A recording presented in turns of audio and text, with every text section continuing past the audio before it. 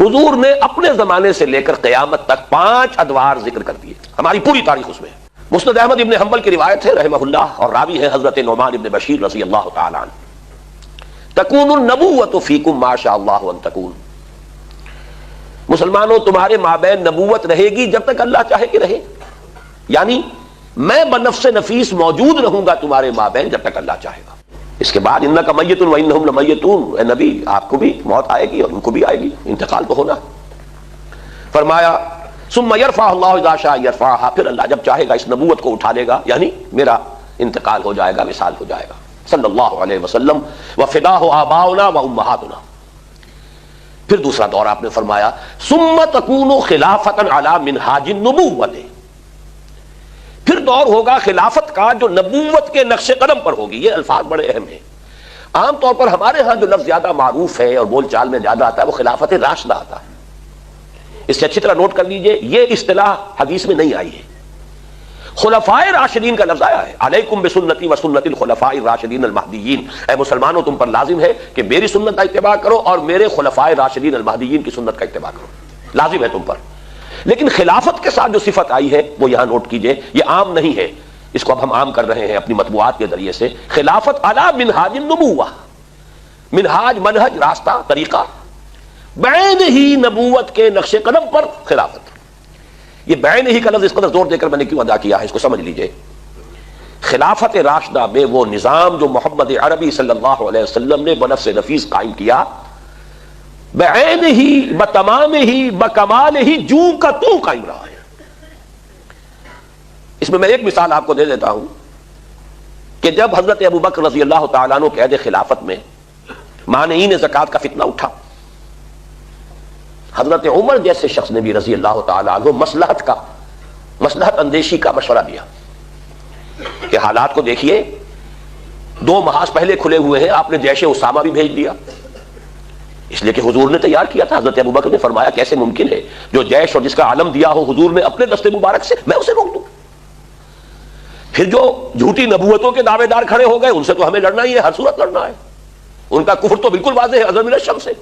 تو 2 محاذ کھلے ہوئے ہیں، مسلمانوں کے دل زخمی ہیں، مورال جو ہے پست ہے حضور کے انتقال کی وجہ سے۔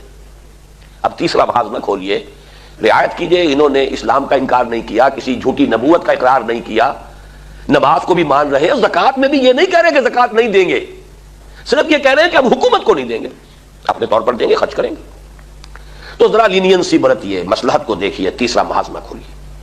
اس پر جو حضرت عمر رضی اللہ تعالیٰ عنہ کا ریئیکشن تھا، ایک تو ڈانٹ پلائی حضرت عمر کو، اور یہ مقام ہے ابو بکر کا کہ عمر کو ڈانٹ پلا سکتے تھے، صرف وہی پلا سکتے تھے صحابہ میں، اور کسی کا یہ مقام نہیں۔ اے عمر تم جاہلیت میں تو بڑے سخت تھے، کیا ہو گیا تمہیں؟ اسلام میں اتنے نرم ہو گئے، اتنی کمزوری کا مظاہرہ کر رہے ہو۔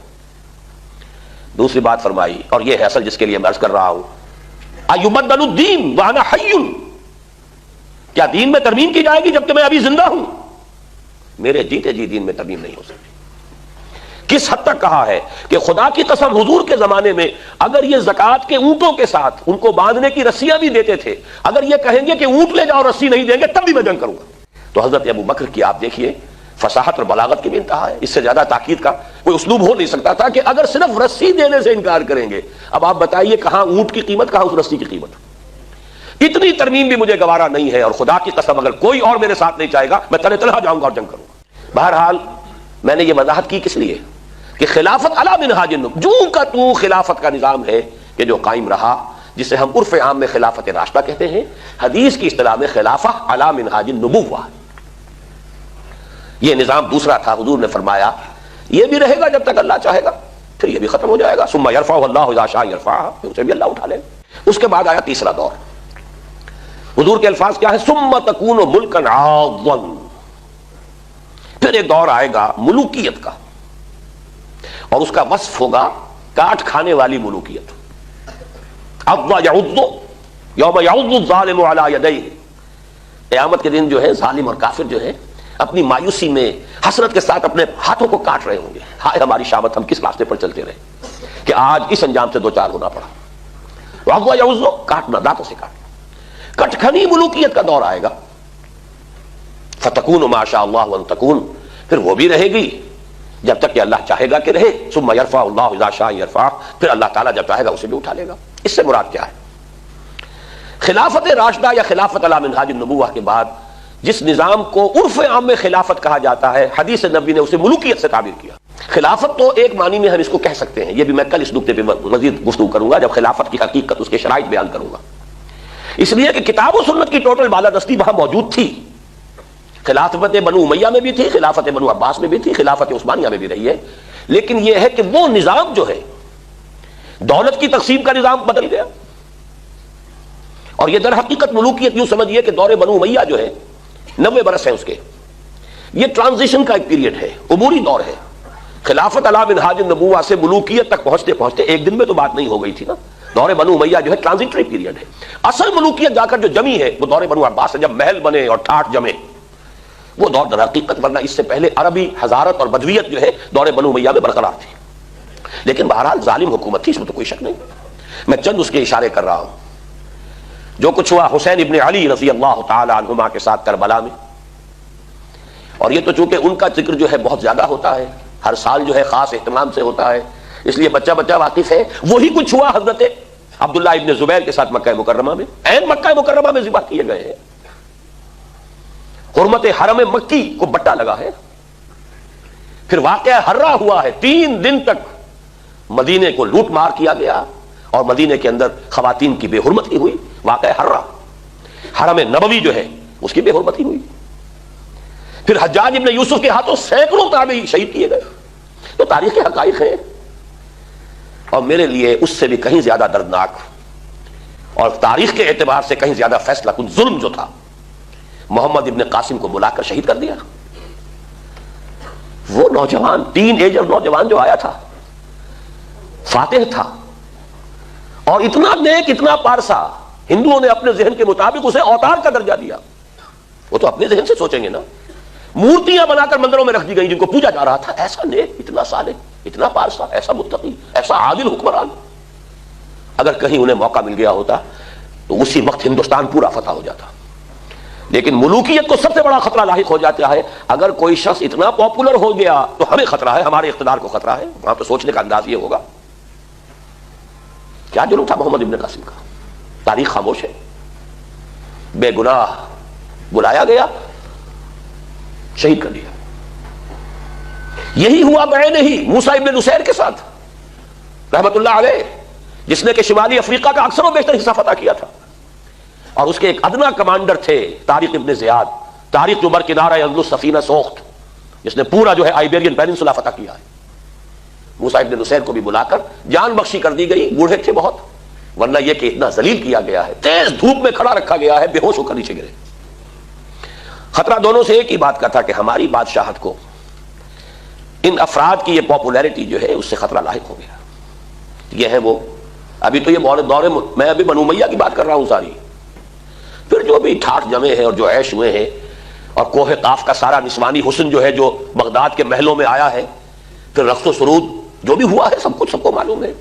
الف لیلہ جو ہے بغداد کی 1000 راتیں جو ہے، یہ ساری کی ساری داستانیں ذہن میں رکھ لیجئے. یہ ہے بہرحال تیسرا دور. چوتھا دور آپ نے فرمایا ثم تکون ملکا جبریا، پھر ایک اور ملوکیت آئے گی اور وہ ہوگی مجبوری والی ملوکیت. چونکہ ہمارے پاس کوئی گواہی موجود نہیں ہے کہ اس کا فرق حضور سے پوچھا گیا ہو کہ حضور یہ دونوں ملوکیتوں کا کیا فرق ہے. ملوکیت کاٹ کھانے والی ملوکیت، اور پھر چوتھا دور ہے ملوکیت جبری ملوکیت. تو آپ نے کیا جواب دیا؟ کوئی ریکارڈ نہیں ہے، نہیں معلوم اس وقت کیا سمجھا گیا. آج ہمارے سامنے روز روشن کی طرح واضح کہ اس سے مراد کیا ہے. پہلا ملوکیت کا دور وہ تھا کہ ملوک مسلمان تو تھے، کلمہ گو تو تھے. پھر ملوکیت جو آئی ہے ہم پر وہ غیر مسلموں کی حاکمیت اور غلامی، western imperialism, European powers, colonial powers, برطانیہ کے غلام، فرانس کے غلام، اٹلی کے غلام، ولندیزیوں کے غلام. یہ غلامی، یہ چوتھا دور ہے جس کی کہ حدیث میں خبر دی گئی. یہاں میں اس وقت صرف اشارہ کر رہا ہوں، تفصیل سے آج ہی بعد میں عرض کروں گا. یہ چوتھا دور ابھی ختم نہیں ہوا، ایک اعتبار سے ختم ہوا ہے، ایک اعتبار سے جاری ہے. ختم اس اعتبار سے ہوا ہے کہ ڈائریکٹ رول، براہ راست غلامی ختم ہو گئی. تماشا دکھا کر مداری گیا، انگریز اور اس کے فوجی گئے، فرانسیسی گئے، ولندیزی گئے، اطالوی گئے، سب گئے، ڈائریکٹ رول ختم، اس اعتبار سے ختم ہوا۔ لیکن انڈائریکٹ رول برقرار ہے، رول بائی پراکسی یا ریموٹ کنٹرول، سب ان کے شکنجے میں، ہماری معیشت ان کے شکنجے میں، ہمارے وسائل ان کے قبضے میں، ہمارے ذہن ان کے قابو میں، اور اب تو جس درجے سی این این اور نہ معلوم کس کس کے ذریعے سے ہمارے ذہنوں کے اوپر جو بھی جبر آ رہا ہے، کہاں بچ کر جائے گا؟ کون بچ سکے گا؟ پھر یہ کہ اس سے پہلے ابھی ہم تہذیبی انداز میں غلام، علم میں بھکاری، ٹیکنالوجی میں بھکاری، ان کے دست نگر، تو در حقیقت یہ چوتھا دور جزوی طور پر ختم ہوا ہے، لیکن در حقیقت معنوی اعتبار سے ابھی اس کا تسلسل جاری ہے۔ میں نے اکثر جگہوں پر اس کو کراچی کے حوالے سے بیان کیا، کراچی میں لانڈھی، کورنگی، شاید یہی معاملہ ہوگا، اور جو یہ نیو کراچی وغیرہ میں بھی جو بس سٹاپس آتے ہیں، 3 نمبر، پھر 3.5 نمبر، پھر 4 نمبر، پھر 4.5 نمبر، پھر 5 نمبر، تو ہم 4.5 نمبر پر کھڑے ہیں اس وقت۔ چوتھا دور ایک درجے میں ختم ہوا ہے، ایک درجے میں ابھی باقی ہے، اس پر میں بعد میں عرض کروں گا، اور ابھی جو اس کا آدھا حصہ باقی ہے وہ پہلے سے کہیں زیادہ تلخ ہے، اس کے شدائد اور مصائب پہلے سے کہیں بڑھ کر ہوں گے، لیکن وہ میری گفتگو میں بعد میں آئے گی بات۔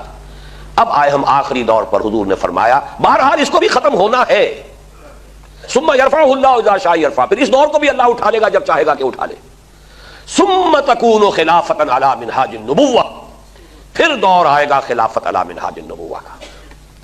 یہ ہے وہ نوید جہاں فضا، یہ ہے وہ خوشخبری موجودہ مایوس کن حالات میں، تقریباً ناقابل یقین حالات کے اعتبار سے، فیکٹس آن دی گراؤنڈز کے اعتبار سے تو بالکل کہیں اس کے شان گمان نہیں، آس پاس کا کوئی امکان نہیں، لیکن واقعہ یہ ہے کہ یہ محمد الرسول اللہ صلی اللہ علیہ وسلم کا فرمان ہے، ثم تکون خلافۃ علی منہاج النبوہ، پھر خلافت علی منہاج النبوہ کا دور آئے گا۔ اس کے بعد راوی فرماتے ہیں حضرت نعمان بن بشیر، ثم سکت رسول اللہ صلی اللہ علیہ وسلم، یہ فرما کر حضور خاموش ہو گئے۔ خاموش کیوں ہو گئے؟ کہ اس کے بعد دنیا کا خاتمہ ہے،